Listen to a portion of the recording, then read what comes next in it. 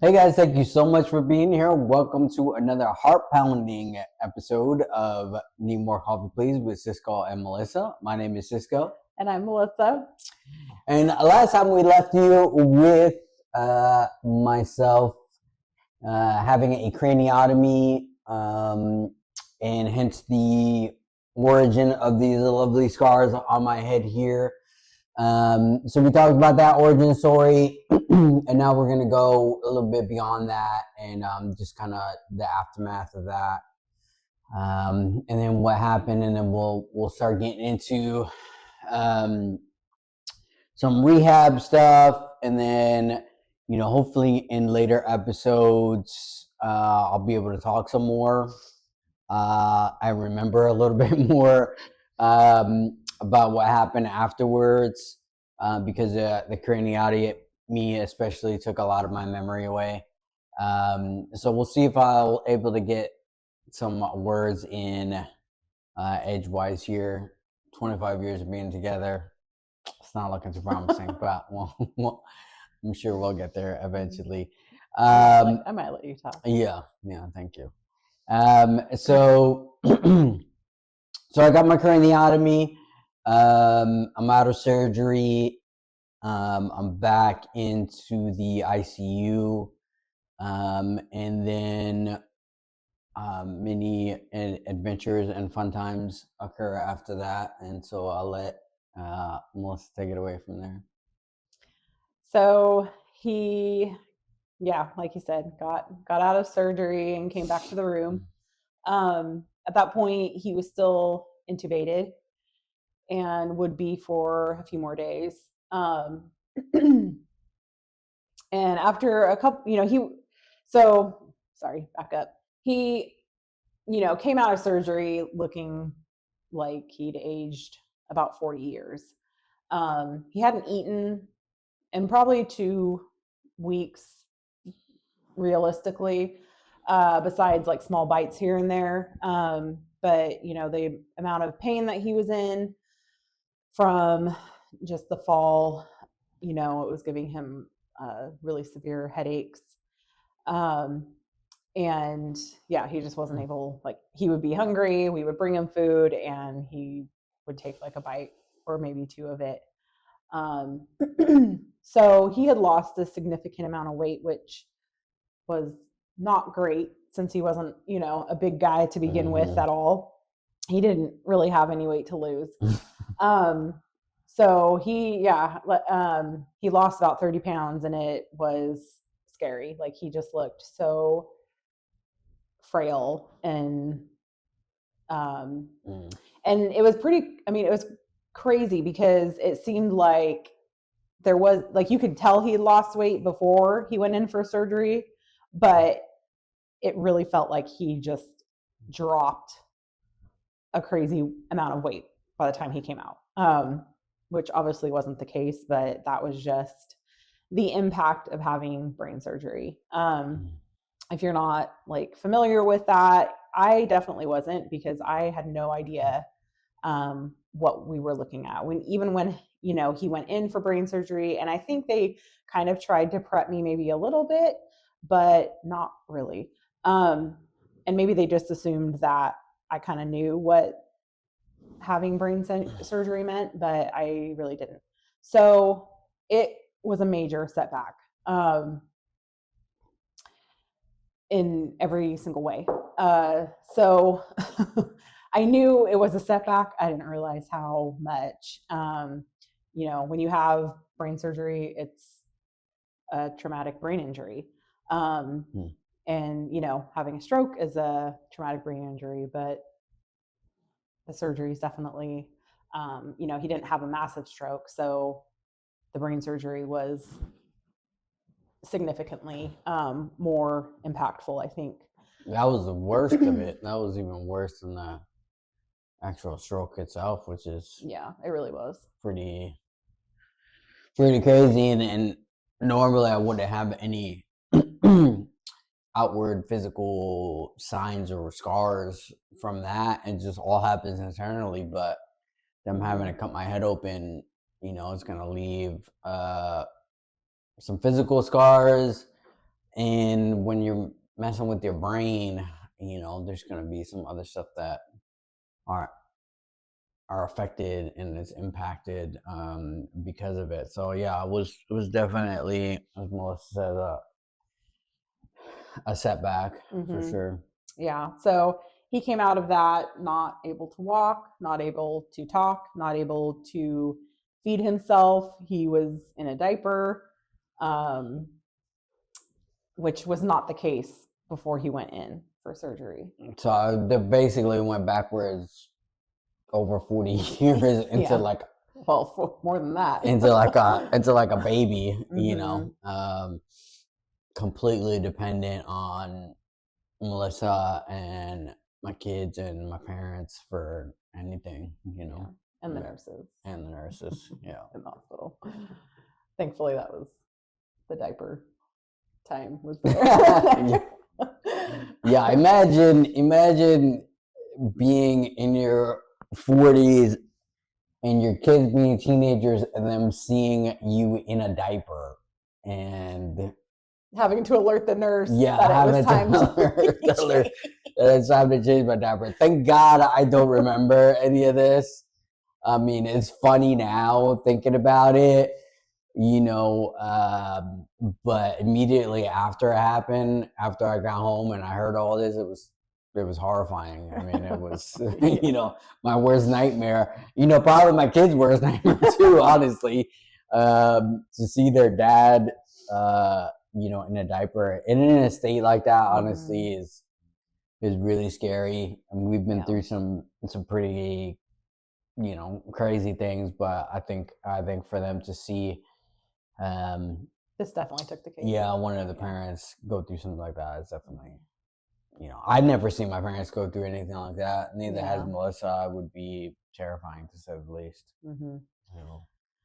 Yeah.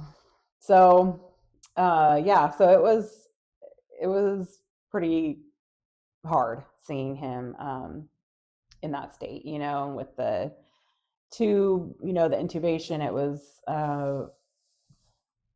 was scary. I'm not gonna, try and make it sound any better than it was. It was scary and very hard. So after a few days out of surgery, there was a critical care doctor who had, come in pretty much every day when Cisco, first started being in the ICU. And he was really, really kind, very invested in Cisco's situation and his state and all of it. He was around our age, so I think it was, pretty, I don't know, impactful on him, I guess. Seeing someone, that's not someone of that age isn't usually in the ICU for a stroke. So he was really, just invested in his outcome and how he was doing. So he would come in every day. He would talk to Cisco. Sometimes if he was awake, if he wasn't awake, he would sit down and chat with me. Always had, a lot of just information that not a lot of other doctors were willing to share. So that was really nice. And so he came in a few days out of surgery and told me he needed to talk to me. So basically he stated the case for him needing a tracheotomy. And it was a really shocking conversation. I had no idea that was the route that this was going and usually went. I had no idea about that. And so, he was saying that usually they wait until it's basically a life-saving procedure because it's not something you just want to do on anybody. So he was saying that, it's usually held off until it comes to that point, and he was strongly encouraging me to push for it sooner than that, because once it gets to that point, it's an even bigger setback for the patient and I don't even want to think about what that would look like. So it was shocking. And I, at first was like, okay, just processing everything. And I think because I didn't know very much, I really hadn't allowed myself to go down the rabbit hole of Googling everything about stroke. Like I had a little bit, but not much. And I'm really glad I didn't, because, if you're sick with the flu and you Google your symptoms, they're going to tell you, you're dying tomorrow. So I knew that. And I really didn't want to know what all the possible outcomes. And it's so hard with anything involving the brain, because you really don't know. Like every patient is its own special case. And even the doctor can't even tell you what's going to happen. There is nothing that can tell you accurately, like what is going to be your situation, because they don't know. There's so many factors that depend on how they are going to recover, what's going to happen. There's just, what kind of health they were in beforehand.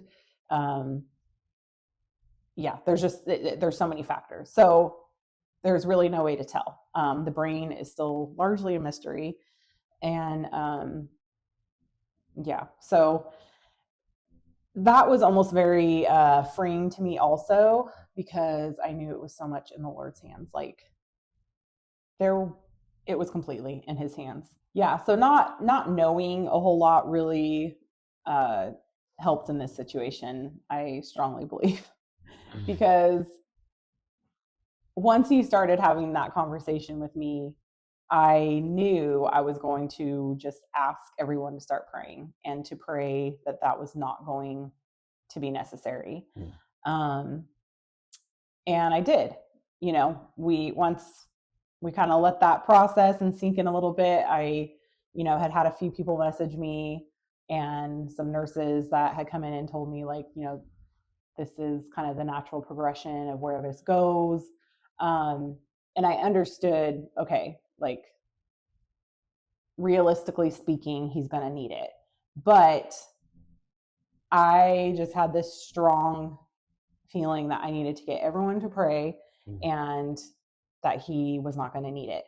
At this time also, he had kept going into what they call code sepsis, which is basically signifying that there's a massive infection going on.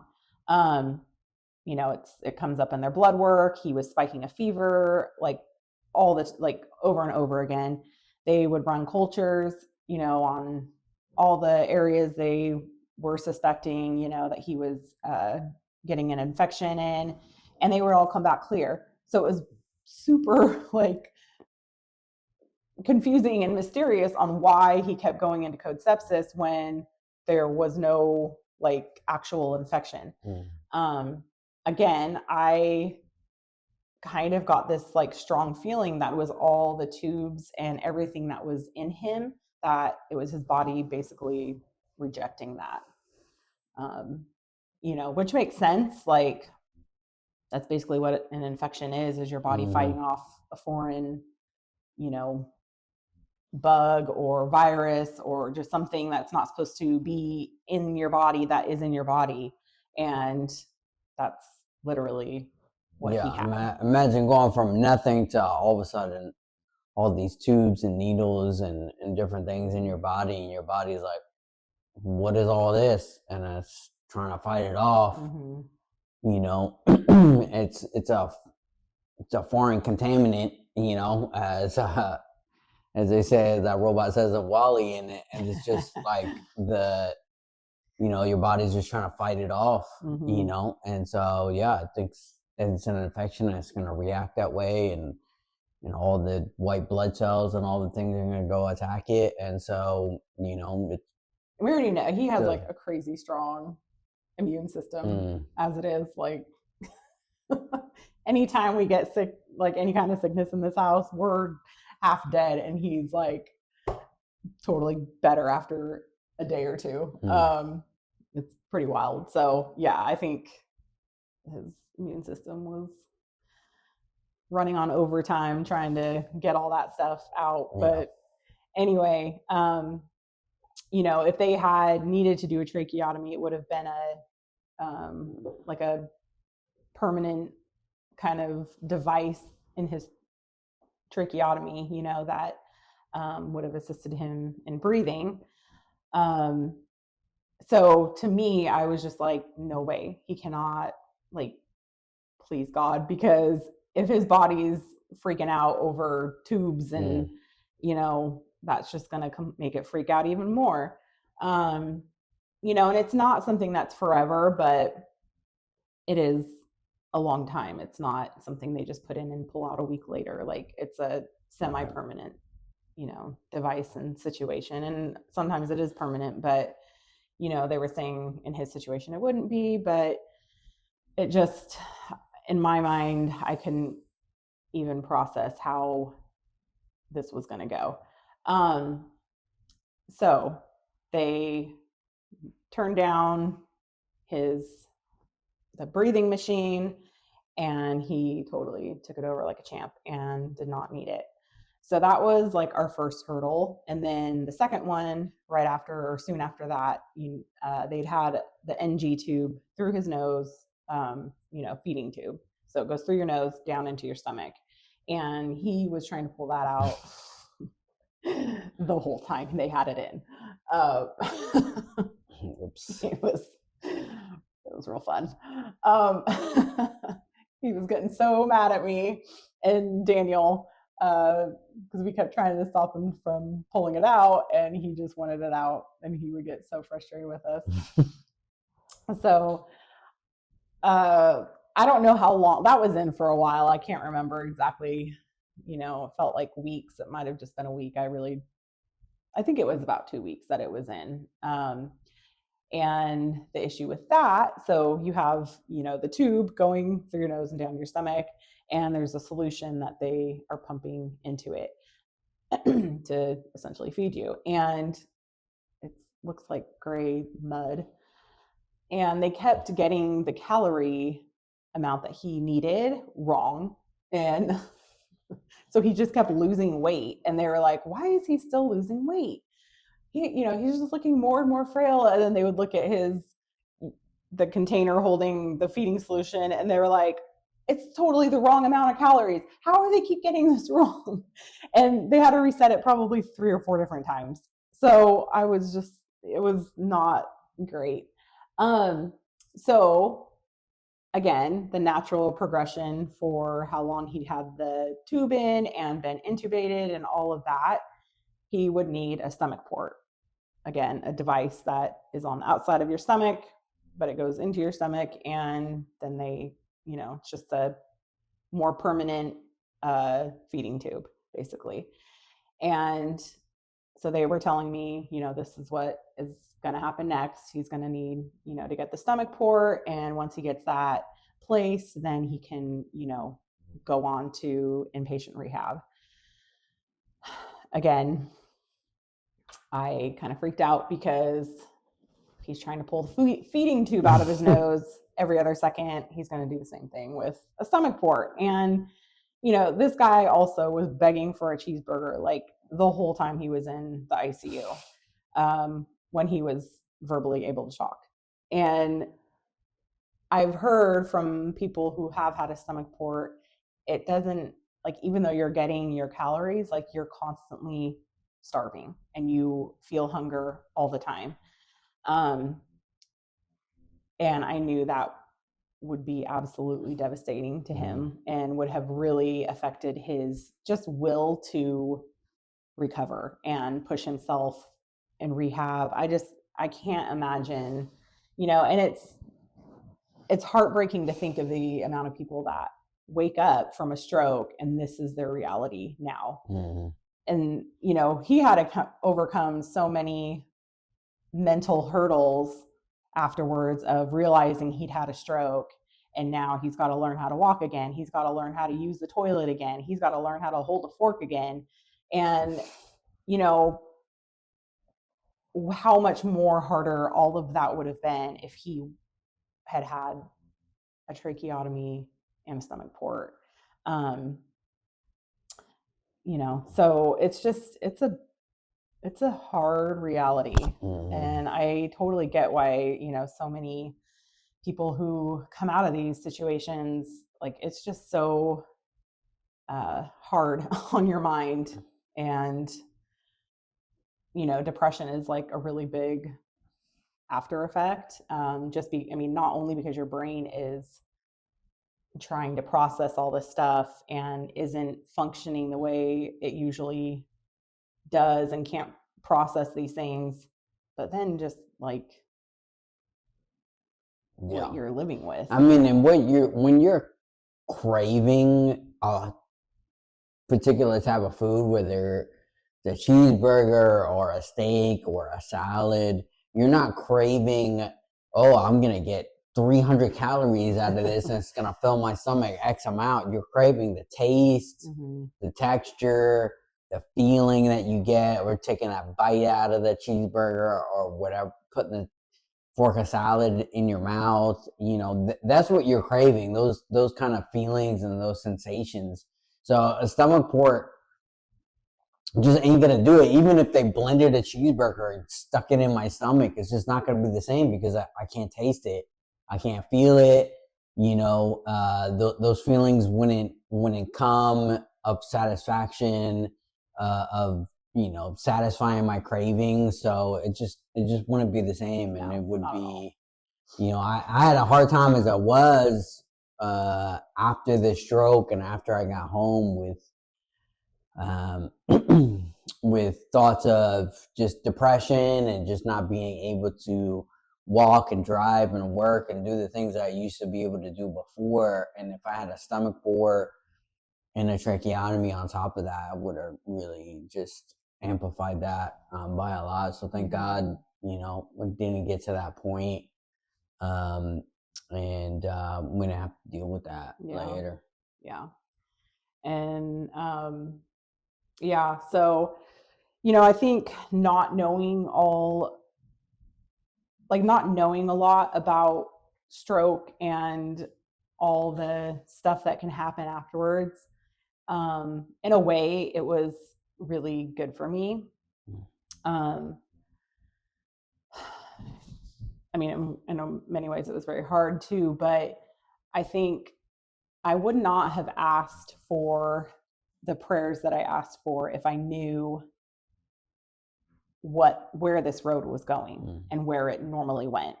So not knowing very much about stroke and what happens, after, like what the natural progression and normally what, the road you end up on, I really didn't know. And I think that was good in a lot of ways. In a lot of ways it was hard, but it allowed me to ask for prayer in things that I, looking back, I'm like, wow, I was really positive, like, God could do this. God could prevent him from getting a tracheotomy and a stomach port and so many things.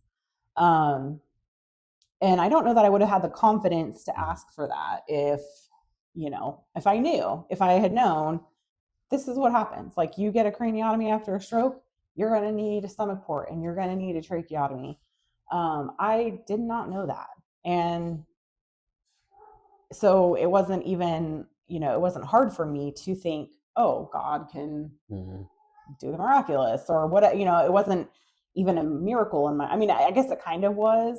I guess I did kind of know I was asking for a miracle, but I didn't know to what degree, I think. And it's like the ultimate ignorance is bliss situation, just not knowing what the natural progression is, or what needs to happen next, what the next steps are. Not knowing that just kind of frees you up to ask God for things that maybe somebody who knows okay, this is what's going to happen next.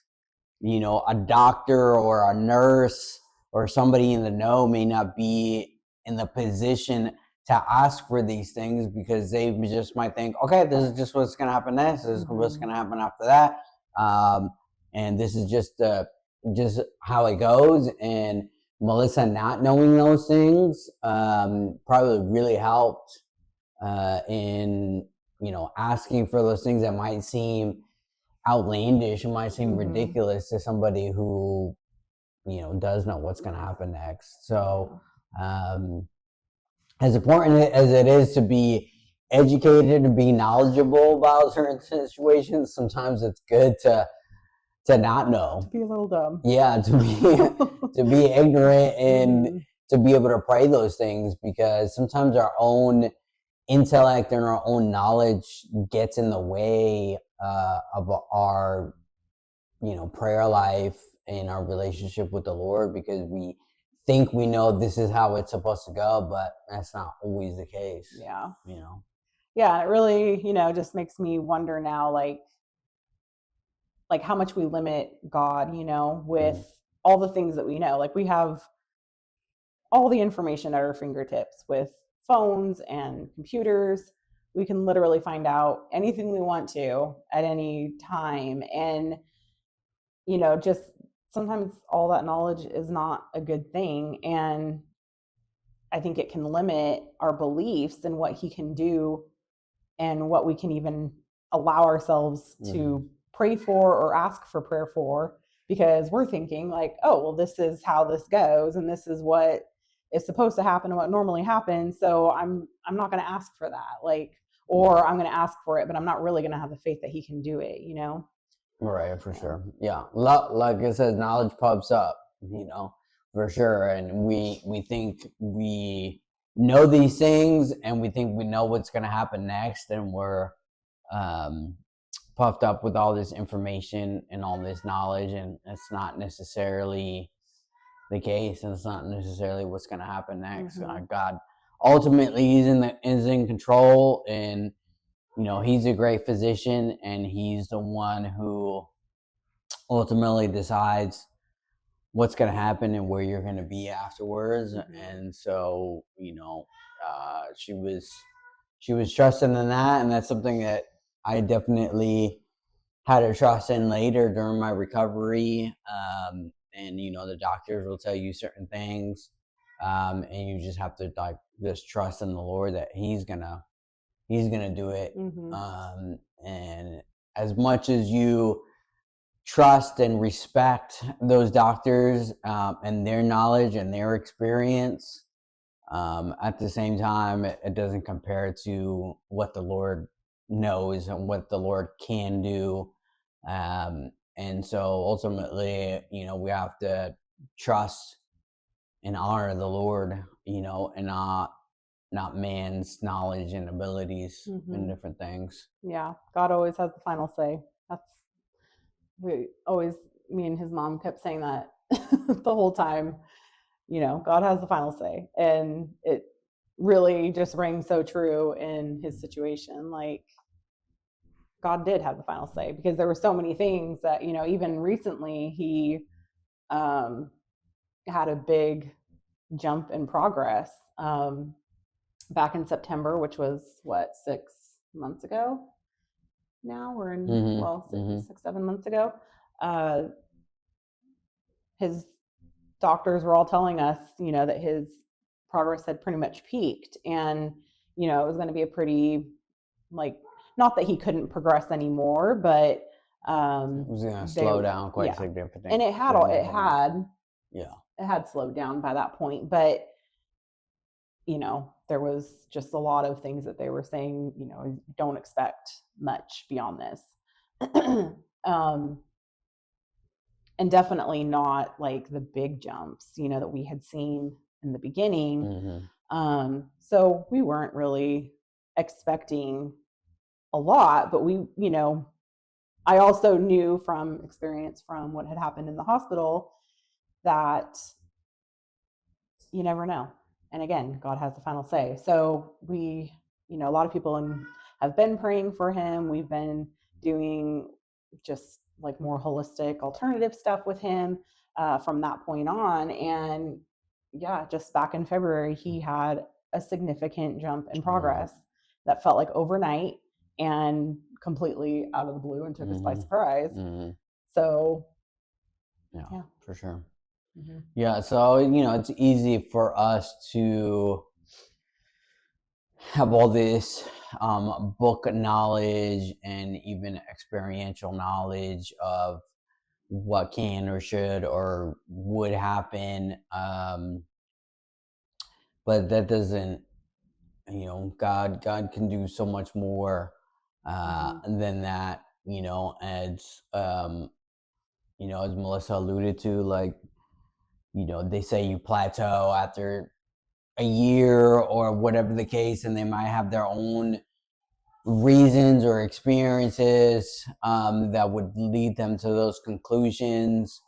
But God has no time limits on when things are going to happen and when things are going to progress.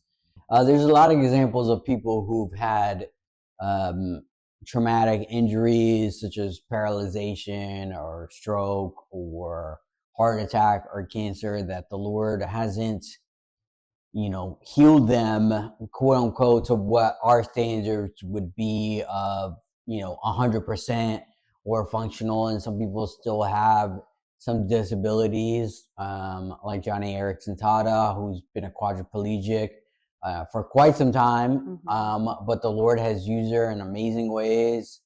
She does retreats where she ministers to both the handicapped and their parents and caregivers. Where we were at Calvary Chapel Bible College / Conference Center, they held retreats there, and we saw people in wheelchairs and their caregivers just being ministered to in amazing ways. There's a lady called Catherine Wolfe who Melissa got a hold of one of her books, and we've been going through it. And again, beautiful young lady who had pretty severe stroke in her 20s, which is pretty insane. She was a model and an actress and had a young family, and she's still to this day in a wheelchair and partially paralyzed. But the Lord is using her. She has retreats similar to what Johnny Erickson has. She's written books. Obviously, she speaks a lot, and her book, really has ministered to us in amazing ways. Even though I'm not in that same exact position, it doesn't matter. Like, a lot of the thoughts and the feelings and what the Lord's doing is very similar. So just because God doesn't do exactly what you want or how you want it, and he rarely does, he's doing it for a reason. He's doing it for a purpose, and he's always got a good plan. Yeah, he's always got a good plan and a purpose, in the pain, in the suffering, in where you're at physically or mentally, and sometimes it's easy to forget that, and it's easy to throw yourself a pity party and say, woe is me, I'm in this position, I'm in this state, but God can and wants to use you in that position. And some of those people, and there's so many other examples of people who are in wheelchairs, who are what we consider disabled or handicapped, that the Lord that the Lord is using in amazing ways, and I'm really thankful for where I'm at, and I don't know where I'm gonna go from here. I could stay here, I could get better, I could get worse, like I don't know really, but what I do know is that I want the Lord to use me, to use us, whatever state I'm in, as time goes on, as we get older, we just want to be used, and we just want the Lord to use this platform, and He's given me and us just the ability to be able to speak, and having gone through these things in this time of suffering, and of pain and of uncertainty. We're really able to speak on these things without making things up, or without saying everything's going to be okay, or without using these trite Christian sayings or whatever. It's like there were plenty of times where I was laying in the hospital bed, or where I was sitting on the couch here, or laying in bed at home, where I didn't know what was going to happen. I don't know why this was happening, and it was scary, and all these other things. But it's like, I'm here, we're here, the Lord's using this, hopefully to minister to people who are, in a similar boat, and are questioning the Lord and why He's doing things. And, that's why we're here. That's why we're doing this. And, we hope that this really does minister to you, and to anybody who's going through, pain or uncertainty, or struggle, that the Lord wants to use it, and He wants to use you, and He will, if you allow Him, if you humble yourself, if you accept where you're at. It took me a while to accept it. I didn't want to believe it. I didn't want to accept it. I wanted to fight it as hard as I could, and I still do. It's like, I'm not gonna just accept this is where I'm at, this is my lot in life.